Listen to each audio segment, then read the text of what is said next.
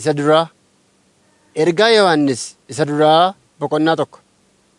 Waa'ee isa jalqabaa jalqabee ture sagalee jireenyaa sanaa isiniif ni caamna.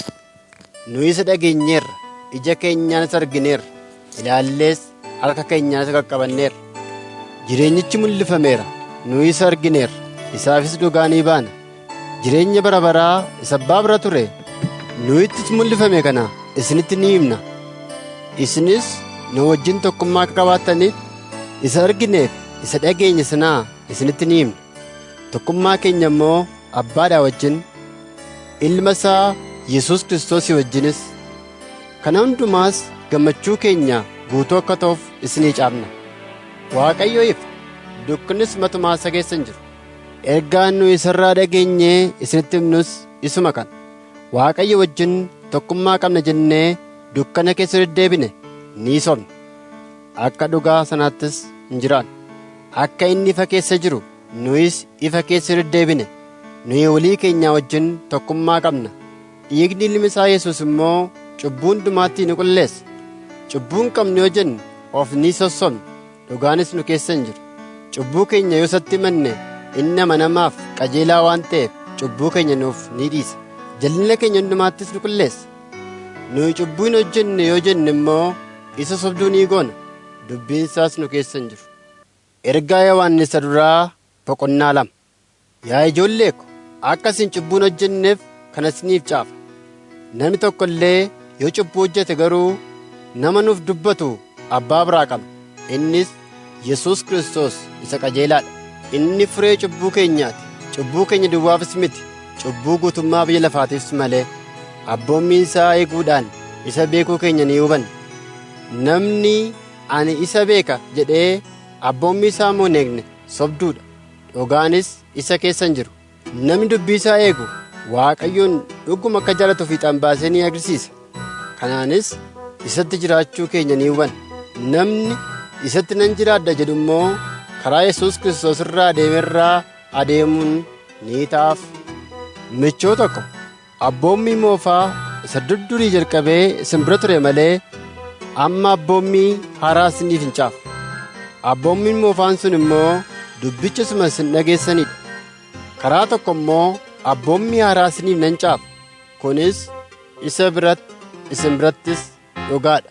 Ifni dhugaa amma waan ibsuuf dukkanni darbutti jira. Namni ani ifa keessan jira jechaa obboleessaa immoo jibbu amma iyyuu dukkana keessa jira.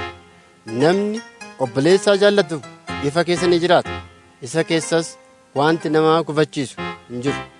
Namni obboleessaa jibbu garuu dukkana keessa jira. Dukkanicha keessas ni deddeebi'a. Dukkanichi iji isaa waan jaameef gara itti adeemu hin beeku. Isin ijoollota nana, maqaa isaatiin cubbuun keessan akka isiniif dhiifame isiniif caafuttan jira. Isin abboota nana, isa jalqabaa jalqabee jiru sana akka isin beektan isiniif caafuttan jira. Isin dargaggoota nana, isa hamaa akka mootan isiniif caafuttan jira. Isin ijoollota nana, abbaa akka isin beektan isiniif caafeera. Isin abboota nana, isa jalqabaa jalqabee jiru sana akka beektan isiniif caafeera. Isin dargaggoota nana, isin jaboo akka taatan, dubbii Waaqayyoo isin keessa akka jiraatu, isa hamaas akka mootan isiniif caafeera. Biyya lafaa yookiis waan biyya lafaa jaallachuutti hin hidhaminaa. Namni tokko biyya lafaa jaallachuutti yoo hidhame, Waaqayyo Abbaa jaallachuun isa keessa hin jiru. Wanti biyya lafaa keessa jiru hundinuu hawwiin foonii, hawwiin ijaas, jireenyaan kooruunis biyya lafaa keessaa ba'e malee Abbaa biraan ba'u. Biyya lafaa hawwiin isaas hundinuu ni darba. Namni fedha Waaqayyoo raawwatu garuu bara baraan ni jiraata. Ijoolle, yeroon kun isa dhumaati. Kiristoosiin kan mormu akka dhufu kanaan dura dhageessaniittu. Ammas warri Kiristoosiin morman baay'ataniiru. Kanaafis yerichi isa dhumaa akka ta'e nuyi ni beekna. Isaan nu keessaa ba'an malee kan keenya miti. Utuu kan keenya ta'anii nu wajjinitti fufuu turan. Garuu isaan hundinuu kan keenya akka hin ta'in han mul'atuuf nu keessaa ba'an.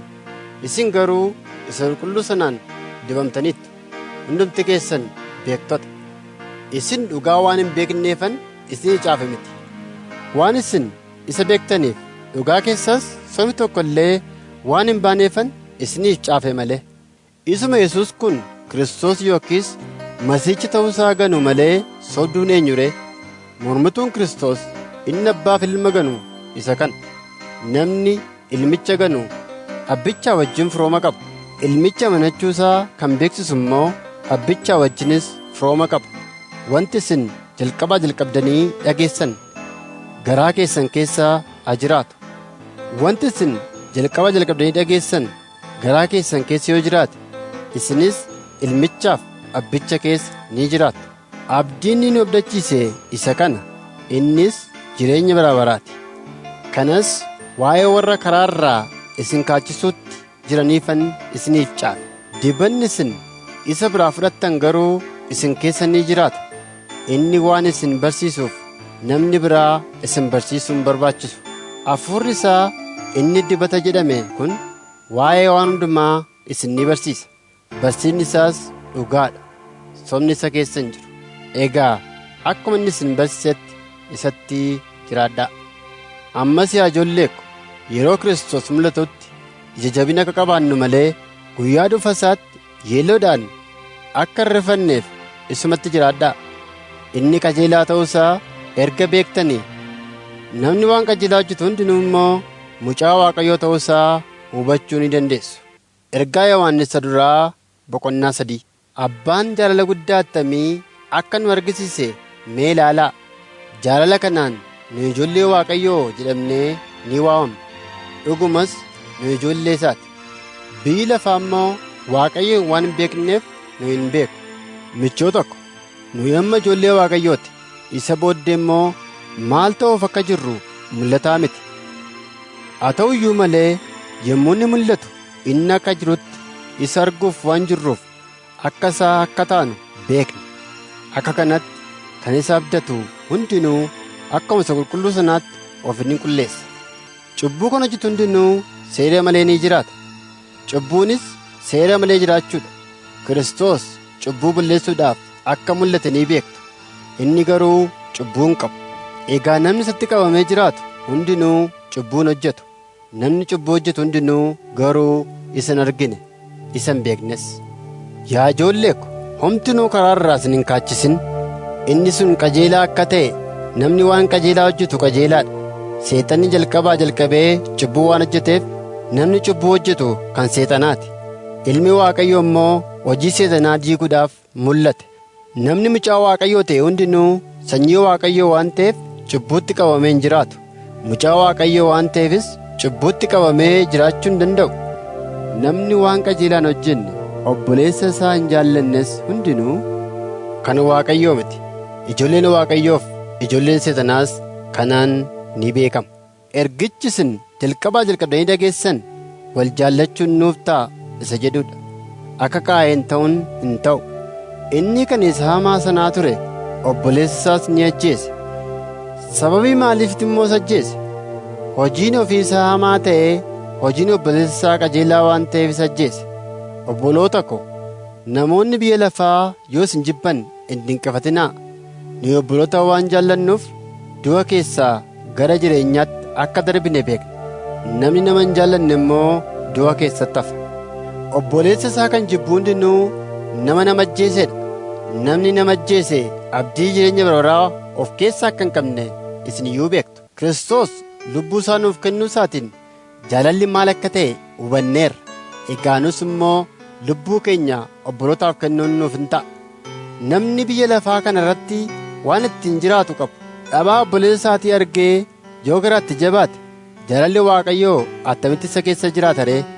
Yaa ijoollee ko, kottaa dubbiidhaaf afaan utuu hin ta'in hojiidhaaf garaa dhugaadhaan ni jaallanna. Nuyi kana dhugaa ta'uu keenya kanaan hubachuuf jirra. Fuula Waaqa durattis garaa keenya calluma hin jechisiifna. Garaan keenya yeroo nutti faradutti immoo Waaqayyo garaa keenya irra caalee waan hundumaa akka hubatu ni beeka. Yaa michoota ko, garaan keenya yeroo nutti hin farannettis Waaqayyo duratti ija jabina qabna. Nuyi waanuma isa kadhannu isa biraa ni fudhanna. Abboommota isaa ni eegna. Waan isa gammachiisus ni hojjenna. Abboommiin isaa kunis maqaa Ilma koo Yesuus Kiristoositti amanaa. Akka abboommii inni kennettis walii keessan jaalladhaa nuun jedha. Namni abboommota isaa eegu isa keessa ni jiraata, innis namicha keessa ni jiraata. Hafuura inni nuuf kenneenis nu keessa jiraachuu isaa ni hubanna. Ergaa Yohannis duraa boqonnaa 4. Michoota ko, warra hafuuraan ni dubbanna jedhan hundaan amaninaa. Waaqayyo biraa yoo ta'an hafuurota isaan ittiin dubbatan qoraatii ilaalaa malee raajonni sobduun baay'een gara biyya lafaatti ba'aniiru. Hafuurri Yesuus Kiristoos fooniin dhufuusaa amanatee beeksisu hundinuu kan Waaqayyooti. Kanaanis hafuurri Waaqayyo ta'uusaa ni hubattu. Hafuurri akka kanatti Yesuusin amanatee hin beeksifne hundinuu garuu kan Waaqayyoo miti. Inni kun hafuura isa Kiristoosiin mormu, isa isin akka inni dhufu dhageessanidha. Amma biyya lafaa keessa jira. Ijoollee ko, isin kan Waaqayyooti. Raajota sobduu sanas mootaniittu. Hafuura isa biyya lafaa keessa jiru sanarra isa isin keessa jirutu caala oo. Isaan kan biyya lafaati. Kanaaf isa biyya lafaan ni dubbata, biyyi lafaas isaan ni dhaggeeffata. Ni kan Waaqayyooti. Namni Waaqayyoon beekus ni dhaggeeffata. Inni kana Waaqayyoo hin ta'in immoo nu hin dhaggeeffatu. Kanaan hafuura dhugaa hafuura sobaatti gargar baafnee ni hubanna. Michoota ko, jaalalli kan Waaqayyoo waan ta'eef kottaa wal ni jaallanna. Namni jaallatu hundinuu mucaa Waaqayyooti. Waaqayyoonis ni beeka. Waaqayyo jaalala waan ta'eef namni hin jaallatin Waaqayyoon hin beekne. Waaqayyo akka nu isaan jireenya argannuuf tokkicha ilma isaa gara biyya lafaatti erge. Kanaan jaalalli Waaqayyoo nu gidduu ni mul'ata. Nu Waaqayyoon hin jaallanne, inni garuu nu jaallate. Ilma isaas cubbuu keenyaaf furee haa ta'uuf nuuf erge. Jaalalli jechuun isa kana. Michoota ko, Waaqayyo akkana erga nu jaallate nuufis immoo wal jaallachuun ni ta'a. Namni tokko illee Waaqayyoon takkaan argine yoo wal jaallanne Waaqayyo nu keessa ni jiraata. Jaalalli inni ittiin nu jaallatus nu keessatti fiixaan bu'uusaati. Inni hafuura ofii isaatii irraa waan nuuf kenneef nu isa keessa, innis nu keessa akka jiraatu ni hubanna. Abbaan ilma isaa fayyisaa biyya lafaa godhee akka erge nu argineerra, dhugaas ni baanna. Namni Yesuus ilma Waaqayyoo ta'uusaa amanee yoo beeksise Waaqayyo isa keessa, innis Waaqayyo keessa ni jiraata. Nuyis jaalala Waaqayyo nuuf qabu hubanneerra, amanneerras. Waaqayyo jaalala. Namni jaalalatti qabamee jiraatus Waaqayyo keessa ni jiraata, Waaqayyos isa keessa ni jiraata. Biyya lafaa kana keessatti akkuma Kiristoos jiraate jiraachuun keenyaan guyyaa firdiitti ija jabina qabna. Kanaan jaalalli Waaqayyoo nu biratti fiixaan ba'uusaati. Jaalala keessa sodaan hin jiru. Jaalalli iddoo ga'e sodaa gadi baasee ni gata. Sodaan adabatti hidhamee waan jiruuf namni sodaatu jaalalli isaa iddoo hin geenye. Inni duraan dursee waan nu jaallateef nuyis kottaa ni jaallanna. Namni Waaqayyoon nan jaalladha jedhee obboleessa isaa immoo yoo jibbe inni sobduudha. Obboleessa isaa isa arge kan hin jaallanne Waaqayyoon isa sana argin jaallachuu hin danda'u. Egaa namni Waaqayyoon jaallatu obboleessa immoo akka jaallatuuf abboommii kana isa biraa argan. Ergaa Yohannis duraa boqonnaa 5. Yesuus kun Masiihicha ta'uusaa namni amanu hundinuu mucaa Waaqayyooti. Isa dhalche sana namni jaallatu isa bichatti ilaalates immoo ni jaallata. Waaqayyoon yommuu jaallannu abboommii isaas yommuu goonu ijoollee Waaqayyoo jaallachuu keenya ni hubanna. Waaqayyoon jaallachuu jechuunis abboommota isaa eeguudha. Abboommiin isaa immoo ba'aa ulfaataa miti. Sababii namni mucaa Waaqayyoo ta'e hundinuu biyya lafaa moo'uuf ba'aa ulfaatoo ittiin ta'an. Humni ittiin biyya lafaa moo'amu kunis amantii keenya. Eenyutu biyya lafaa moo'uu danda'a? Yesuus ilma Waaqayyoo ta'uusaa nama amanu duwwaatu biyya lafaa moo'uu danda'a. Inni bishaaniin cuubamee dhiiga isaa dhangalaasuuf dhufe isa kana. Innis Yesuus Kiristoos. Inni bishaan duwwaadhaan miti, bishaaniif dhiigaan dhufe malee. Hafuurri qulqulluun kana dhugaa ni ba'a. Hafuurichi dhugaadha. Dhuga baatuu sadiitu jira. Isaan kunis hafuuricha, bishaanicha, dhiigicha. Sadanuus sagalee tokkoon dhugaa ba'u. Isa namoonni dhugaa ba'an kan fudhannu erga taane inni Waaqayyo dhugaa ba'u immoo ni caala. Dhugaan Waaqayyoos isa inni ilma isaatiif dhugaa ba'eedha. Namni ilma Waaqayyotti amanu dhugaa kana of keessaa qaba. Namni Waaqayyo hin amanne garuu isa Waaqayyo ilma isaatiif dhugaa ba'e waan amanuu dhiiseef Waaqayyoon sobduu gochuu isaati. Waaqayyo jireenya bara baraa nuuf kenna. Egaa dhugaan isa kana. Jireenyi bara baraa kunis ilma isaa keessatti argama. Namni ilma Waaqayyoo qabaatu jireenyicha qaba. Namni ilma Waaqayyoo hin qabne jireenyicha hin qabu. Isin warri maqaa ilma Waaqayyotti amantan jireenya bara baraa qabaachuu keessan akka beektaniifan kana hundumaa isiniif caala. Akka fedha isaatti yoo isa kadhanne inni nuuf ni dhaga'a. Akka kanatti isa ni amanan. Kadhata keenya akka inni nuuf dhaga'u yoo beekne waan kadhanne akka isa biraa argannus ni beekna. Namni tokko obboleessi isaa cubbuu du'a bara baraatti isa hin geessine utuu hojjetuu yoo arge haa kadhatuuf. Waaqayyo jireenya isaaf ni kenna. Kunis warra cubbuu du'a bara baraatti isaan hin geessine hojjetan duwwaadhaaf ta'a. Cubbuun du'a bara baraatti nama geessu jira. Namni isa akkasii kanaaf haa kadhatu jechuu koo miti. Seera malee jiraachuun hundinuu cubbuudha. Garuu cubbuun du'a bara baraatti nama hin geessine jira. Namni mucaa Waaqayyoo ta'ee cubbuutti qabamee akka hin jiraanne ni beekna. Ilmi Waaqayyoo isa ni eega. Inni hamaanis isa hin tuqu.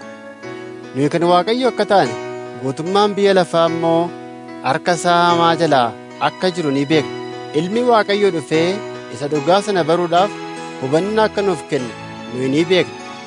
Nuyi isa dhugaa sana keessa ilma isaa Yesuus Kiristoos keessas ni jiraanna. Waaqayyo inni dhugaan jireenyi bara baraas isa kana.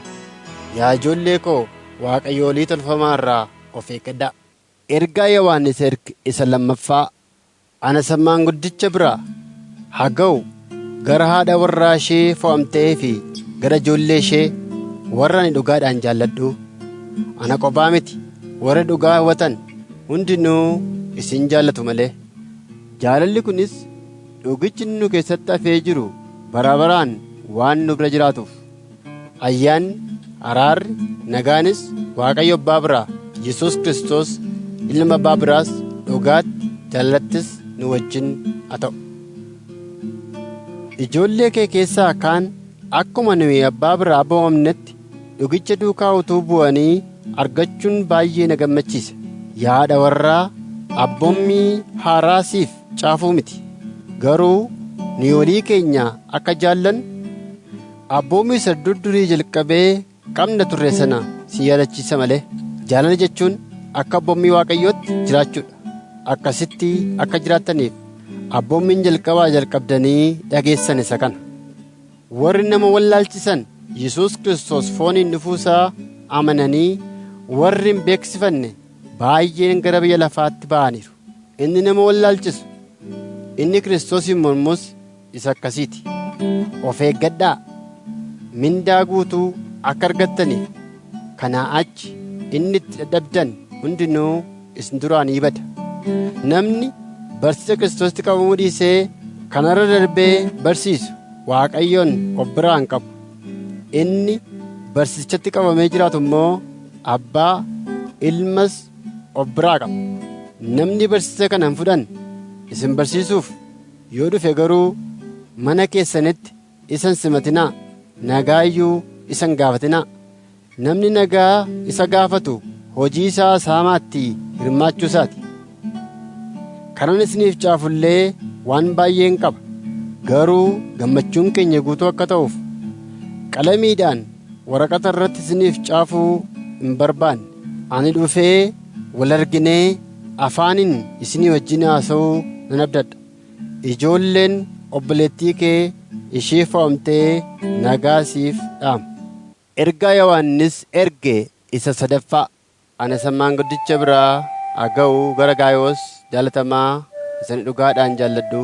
Yaa michuu koo akkuma karaa lubbus tolee karaa hundumaa akkas tolu akka itti fayyaa taatus nan kadhadha. Obboloonni tokko dhufanii dhugaatti qabamtee akka jiraattu dhugaadhaaf amanamuu kee mul'isanii yommuu dubbatan guddaan gammade. Ijoolleen koo dhugaatti qabamanii jiraachuu isaanii dhaga'uun gammachuu kooti. gammachuu kana caalus hin qabu. Yaa michuu koo waan obbolootaaf caalumatti immoo keessummootaaf gootu amanamummaadhaan ni hojjetta. Obboloonni keessummaadhaaf dhufan sun waa'ee jaalala kee waldaa kiristaanaa duratti mul'isanii dubbataniiru. Waaqayyo duratti qajeelaa akka ta'utti karaadhaaf waan isaan barbaachisu laattee fi yoo isaan gaggeessite gaarii jechuu keeti. Isaan maqaa Kiristoosiin barsiisuudhaaf ba'aniiru. Warra amantoota hin ta'in irraas homaa hin fudhatan. Nuyi dubbii dhugaa kana keessatti hidhata isaanii ta'uudhaaf namoota akkasii kana simannee gargaaruun nuuf hin ta'a.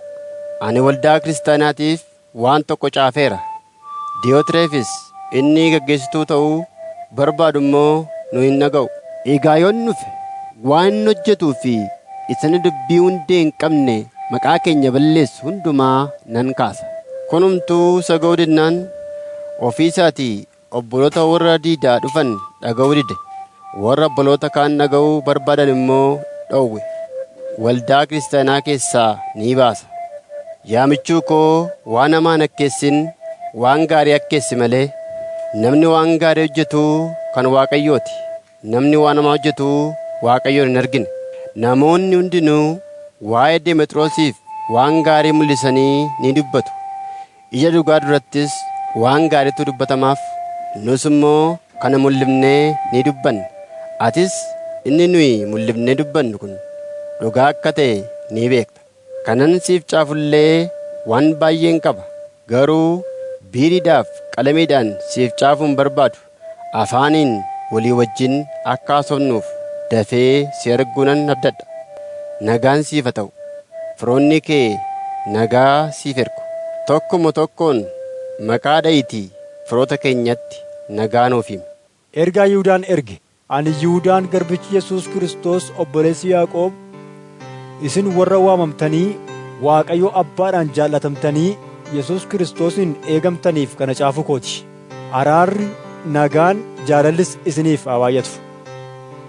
Michoota ko, waa'ee fayyina walii wajjin qabnuuf durumayyuu isiniif caafuudhaaf dhama'aa utuun jiruu, amma amantii isa al tokkicha yeroo hundumaaf akka ta'utti warra Waaqayyoof qulqullaa'anitti dabarfame sanaaf akka loltaniif caafee isin gorsuun giddiitti barbaachisaa ta'uusaa argeera.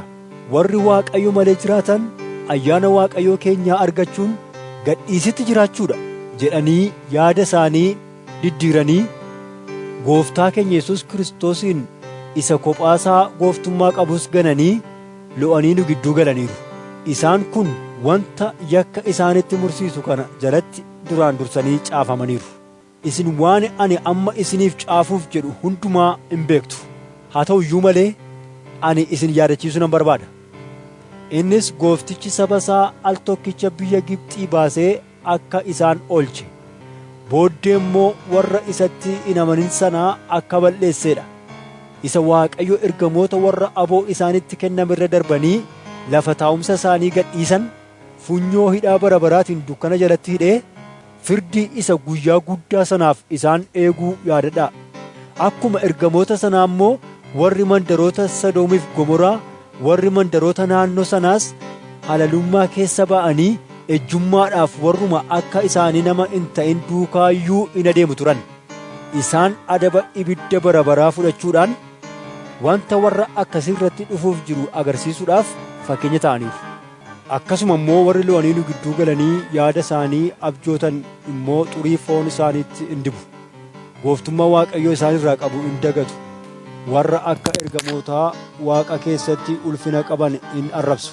Mikaa'el hangafni ergamootayyuu yeroo reeffa Musee irratti seexanaa wajjin walitti falmanii wal qocolan. Gooftaan sitti haa dheekkamu jedhe malee arrabsee itti faraduudhaaf ija hin jabaanne. Isaan kun garuu waanuma beekuu dadhaban in arrabsu. Wanta akka bineensota waa yaadanii gargar hin baafnetti dhageettii uumamaatiin hubataniin immoo hin badu. Isaaniif wayyoo! Isaan karaa Qaayil irra bu'aniiru. Bu'aadhaaf jedhanii guutummaatti irraa kaachuu Bala'aamitti of gadhiisaniiru. Akkuma Qooraahi mormanii Waaqayyo irratti ka'uu isaaniitiinis balleeffamuu isaaniiti. Jarri kun irbaata jaalalaa isa walii wajjin qabdan yelloo malee isinii wajjin nyaachuun isaanii xurii isinitti hin ta'a. Isaan garaa isaanii duwwaadhaaf in yaadu. Isaan akka duumessaa bokkaa of keessaa hin qabnee isa qilleensaan oofamuuti. Akka muka yeroo ija kennuun isaaf ta'utti ija dhabeeti. Akka muka hundeedhaan buqqa'ee gogee qosoreeti. Akkuma dha'aan galaanaa inni unkuramaan hoomachaa baasuu, isaanis hojii isaanii isa yellaasisaa akka hoomachaatti ol hin baasu. Isaan akka qorsaati. Iddoon dukkanaa limixii bara baraa isaaniif kaa'amee jira. Henook Addaamii jalqabee dhaloota 7ffaa ture. Inni waa'ee isaan kanaa immoo raajii dubbatee, kunoo gooftichi 1000 qulqulloota isaa wajjin in dhufa. Inni nama hundumaa irratti faraduudhaaf taa'ee waan warri Waaqayyo malee jiraatan jireenya akkasii keessatti hojjetan hundumaa dubbii jajjabaa cubbamoonni warri Waaqayyo malee jiraatan isa irratti dubbatan hundumaa bakkeetti baasee amansiisee nama adduma addaan in adaba jedhe. Namoonni raajiin irratti dubbatame kun waan hundumaatti in guungumu, waan hundumaas in komatu, akka kajeellaa isaaniitti in jiraatu, afaaniin guddisanii of in jaju, warra waa irraa abdatan immoo sobanii in saadu. Isin garuu michoota ko, dubbii ergamoonni gooftaa keenyaa Yesuus Kiristoos kanaan dura dubbatan yaadadhaa. Isaan yeroo gara dhumaatti ga'iftoonni warri Waaqayyo malee akka kajeellaa foon isaanitti jiraatan dhufuuf jiru jedhanii isinitti himaniiru.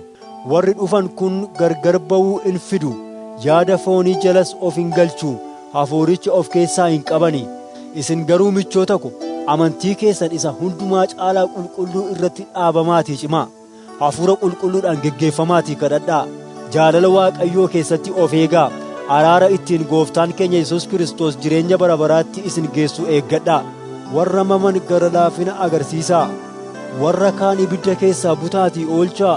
Warra kaan immoo uffata isa cubbuu foon isaaniitiin xuraa'iyyuu jibbuudhaan ofii keessaniifis sodaachuudhaan gara laafinaa agarsiisaa. Isin akka hin gufannetti Waaqayyo isin eeguu mudaa malee gammachuudhaan ulfina isaa dura isin dhaabachiisuu in danda'a.